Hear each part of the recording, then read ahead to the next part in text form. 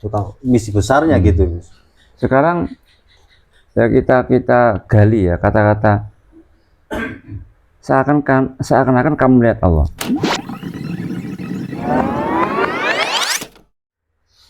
Assalamualaikum warahmatullahi wabarakatuh. Waalaikumsalam warahmatullahi Salam wabarakatuh. sejahtera untuk kita semua dimanapun Anda berada, diliputi kerahmatan, keberkahan, Amin. gangsar, rezeki berlimpah, Amin. kesehatan yang selalu menemani kehidupan kita Amin. bersama. Gus, bahwa kita itu kan kepengen jadi manusia yang baik, menghindari perbuatan-perbuatan tercela kan gitu. Nah, posisi Ramadan itu benar-benar menjadi latihan kita gitu. Tetaplah bahwa nah, bagaimana ibadah kita itu untuk ada ruhnya gitu kan. Seperti jenengan itu di malam Selasa Rabu itu kan selalu mengajarkan kita tentang hikmah-hikmah Ya. ya, al-a'malu suwarun qaimah kan gitu. Apa artinya gue? Wa arwaha wujudus syirin ikhlasi fiha. Artinya apa? Ya jenengan yang mengartikan dong. Nanti kalau saya mengartikan saya nggak enak. Ada makalah mengatakan begini. Al-amalu jismun, Al-amalu jismun, ruhul ikhlas. Ngamal itu laksana tubuh. Rohnya adalah ikhlas. Di mana ruhnya amal adalah ikhlas. Jadi kalau tadi sampean mengatakan bagaimana biar amal kita ada ruhnya, ya berarti ikhlas itu, ruhnya itu ikhlas. Nah, pertanyaannya, kalau ada amal yang tanpa ada ruhnya bagaimana? Ya seperti orang tanpa ruhnya berarti mati. Orang tanpa ruhnya berarti mati. Kalau mati berarti ya dikubur. Kalau nggak dikubur ya bacin. Lalri, mas, buang ngamal juga, lele. Ngamal juga demikian. Kalau tanpa ruhnya berarti ruhnya kan ikhlas. Berarti ngamalnya juga bacin. Nah, ikhlas berarti kan intinya ada di keikhlasan tadi. Nah, ikhlas itu menurut keterangan dan juga dawuh guru-guru saya, al-ikhlas bitakholus. Al-ikhlas bitakholus. Ikhlas itu ya dengan maksa ikhlas. Kalau merdi ikhlas. Oh, berarti harus dipaksa ikhlas dulu. Di ikhlas nabai itu berarti kalimat wislah ikhlas nabai. Oh, yang durung ikhlas. Aja nunggu. Nah, saya kira harus nunggu ikhlas. Ya orang ngamal-ngamal. Banyak orang yang salah persepsi. Misalnya begini. Ada pengajian habis Jumatan. Kok Kiai Misbah. Progaten. Tambak progaten. Napa? Bisa kan? Di sana tampak mbok. Kan di sini. Kurang kidul. Tegaten apa? Pertabatan. Kiai Misbah pertabatan. Kita sudah berapa lama, Gus? Lah anakmu wong banjar jamaah ngajak kancane kayak gini. Yo pada ngaji melu niki Misbah. Lah nyong tuh mangkat yong. Wah ngerinya mangkat kok. Berarti nyong jalani pamer. Daripada pamer orang diganjaran sih orang mangkat sisa. Lah mangkat kan pamer percuma. Akhirnya dia nggak berangkat. Lah justru nggak berangkatnya itu namanya pamer. Nggak berangkatnya itu pamer. Jadi bagaimana? Ya tetap mangkat baik. Masalah ikhlas urusan buri. Ngaji gue kudu dipaksa ikhlas. Gus. Ya sih kayak nyong misalnya lah. Ya, diundang anak-anak. Ya. Harus nunggu ikhlas ya, nyong masih jatuh kaya. Nah tapi ikhlas Gus. Ya umpama harus nunggu loh. Siki misalnya yang aneh pertabatan sih seliter sih cukup ya, 2 liter lah ya cukup. Umpamanya ora disangoni ya 2 liter ya cukup kan. Cukup. Bali mobil loh. Hmm. Orang motor ya seliter ya cukup. Oh, turah. Ikhlas banget Terus iki umpamane diundang maring Wonosobo. Paling murah kan bola-bali 150. Ya modal. Ora dipaksa ikhlas. Ora dibalas surat tekan ngana. Sing ngenteni ikhlas lah, pangapurane lah. Yo ora disangono kuwi jen makane grundel. Jadi daripada nyonggundul untuk ikhlas kan suka bolet. Ya liane bae sing Itu malah ikhlas. ria. Ya malah akhir malah ria jeneng. Jadi kepada ya semangat bae. Desane karo apa ora kuwi berarti urusan buri ya kuwi. Desane alhamdulillah ora disangoni ya. Bangetan lah, masa ngerti urus sangoni lah. Tuh Wonosobo kok. Aku tahu di Lombo apa ya? Wis ping pirang bae di Lombo wong. Tahu nang daerah Cibarang. Mobil tegesi bensin 50.000. Waktu semono gue acara khitanan. Nggih. Dadi wong khitanan ya nyong etok-etoke ya kondangan lah. Terus tang waktu gue ya kondangan 50.000. Berarti modal pira gue? 100.000. 100.000. Langgar inal khasa biasyam tadi kan 10 kali lipat. Satu sebenarnya jadi juta. Bareng wis wassalam donga pamit Bali alu seprene. Oh, itu mungkin proyek Tenggiu itu. PT itu proyek Tenggiu. Jadi lah nang kono gue kayak langsung diuji. Akhirnya gue ngaji nyong dewek. Oh, berarti gue ngaji nyong dewek ya. Angger selama nang jalan gue nyong batin kelalen apa ya? Kelalen kayaknya gitu. Kayaknya ngesuk disusul nandian. Ternyata nganti seki ya. Orang-orang ngene-ngene. Tempatnya mana, Gus? Mungkin nanti ada yang akhirnya gue ngaji nyong dewek ngaji.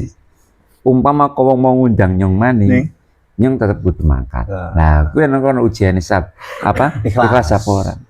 Jadi ikhlas tidak harus serta merta langsung ikhlas. Iya, enggak sulit kalau. Jadi misalkan jenengan pun dalam perjalanan pulang ya tetap durung ikhlas ya nih. Iya.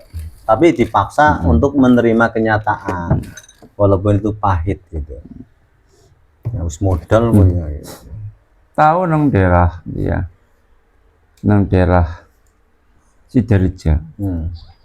Waktu semono gue nyuruh dia mobil, nyewa mobil. Nyewa mobil carry waktu semono, sewangi 50.000. Bensin atau kue waktu itu bensin sih 5.000 nggak salah. Ngecek supir mana? Tak isi 20.000.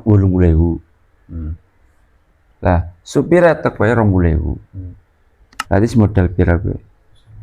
150. Ekspektasi nih. Nah, 1.500.000. Orang tekan kan zong langkah apa? Langkah pengajian. Nah. Tidak ada pengajian, tidak ada konfirmasi. Pengajian. Nah. Lah nang kono gue keikhlasan diuji ngono. Lah nyong wis awake duit maring supir, ya kan? Wis nyewa mobil, ngisi bensin. Nah, ngisi bensin. Nah. Turun ngudut nang dalan. Itu belum kehitung ya Gus ya. Jangan masih baik banget. Itu aja belum dihitung modal itu. Agar ngenteni ikhlasnya orang bukapan kali ngamal lah. Bukapan kali ngamal. Jadi ikhlas itu adalah ruh dari segala amal. Dari segala amal. Ya dengan melatih terus bitakhulus dan maksa-maksa ikhlas. Terus saya juga pernah diceritanya sama guru saya. Ada ulama terkenal dari Semarang. Namanya Kiai Bukhari. Kiai Bukhari Masuri kalau nggak salah. Semarang.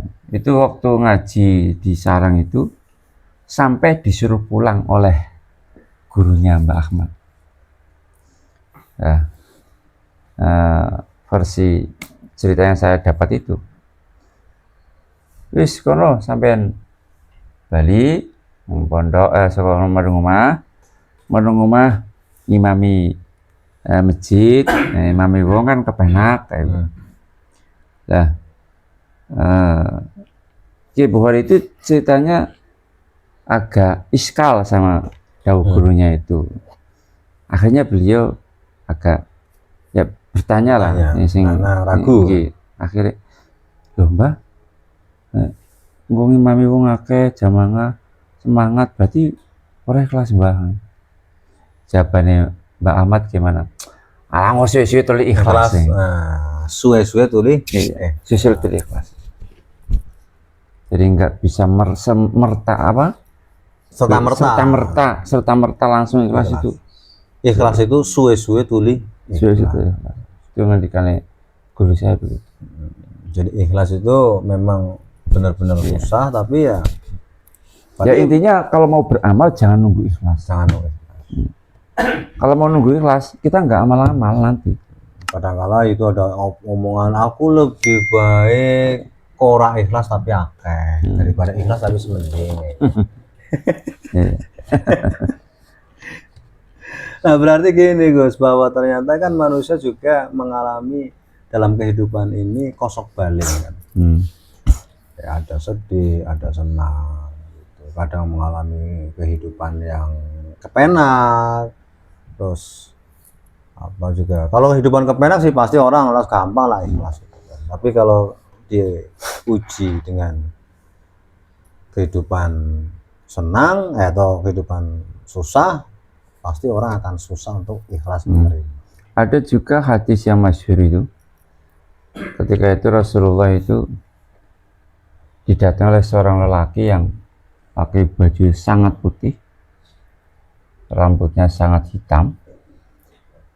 Yang aneh itu di wajahnya tidak nampak kelelahan. Tua padahal itu ya? Enggak, di wajahnya enggak nampak kelelahan, tapi orang sekitar enggak ada yang kenal. Artinya apa? Kalau memang orang dekat, orang situ, kan orang pada kenal. Tapi ini orang nggak pada kenal, berarti orang jauh.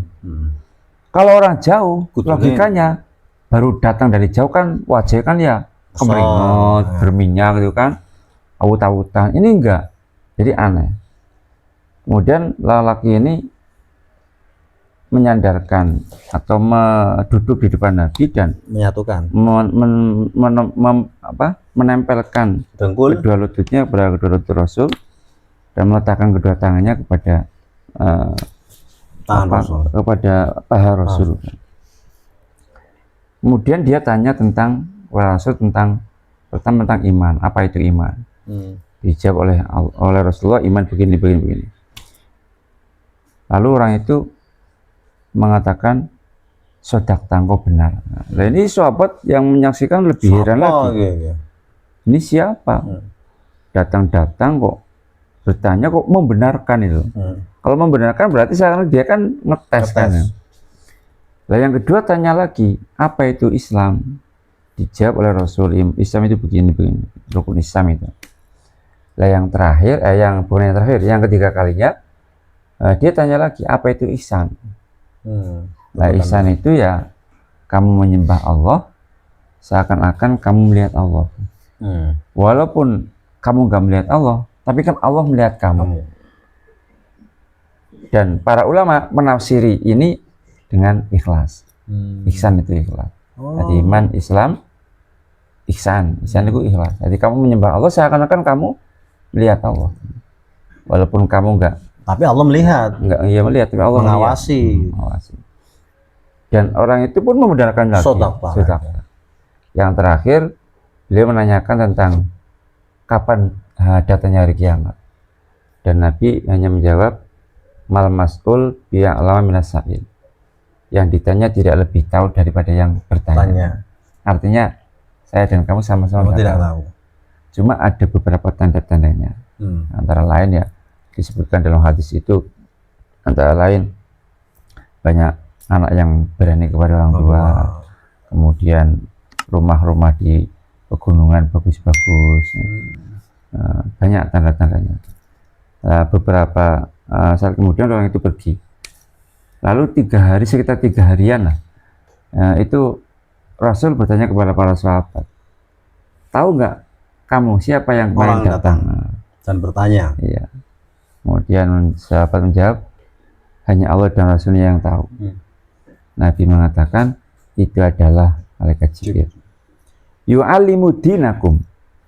Dia mengajarkan agama kamu. Nah ini menariknya. Rasul di akhir kata mengatakan dinakum. Mengajarkan agama kamu. Sementara yang ditanyakan adalah iman, Islam, ihsan.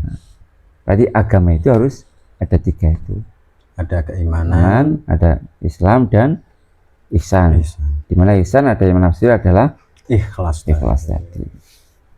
Jadi kalau orang beragama ya harus ikhlas.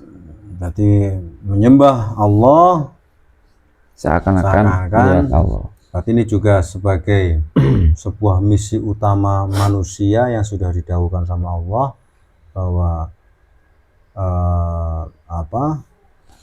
bahwa ma khalaqtul jinna wal insa illa liya'budun. Iya. Itu misi besarnya gitu. Sekarang ya kita gali ya kata-kata seakan-akan kamu melihat Allah. Contoh saya contohkan begini. Misalnya panjenengan sowan ke Kiai Sepuh kan, Kiai Sepuh. Misalnya Kiai Mbah Memon Zubair zaman Sugengnya misalnya. Kira-kira ketika kamu sowan Kiai Sepuh sekelas Mbah Memon atau Kiai Sepuh di sinilah. Ketika di depannya kamu di ruang tamunya, apalagi ada beliau, kira-kira kamu berani gelawikan apa enggak? Ini bukan. Ya enggak. Duduknya aja kan sopan gitu kan, karena berada di Kiai Sepuh gitu. Bahkan nahan udut. Iya, nahan udut masuk. Kasih kencet yang ngomong suara gitu. Iya, bukan ini. Kontan tuh ya, bukan lah.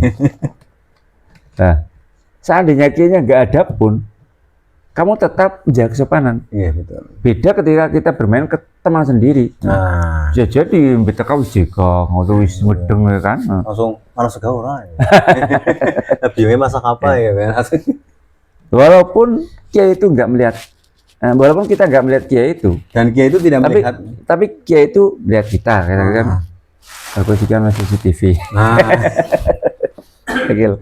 gue sih ya. Ya. Dia orang perlu, tapi ada CCTV. Sehingga, kita nunggu kira ada CCTV. Akhirnya karena orang-orang digelawikan. Itu gambaran keikhlasan begitu. Ya.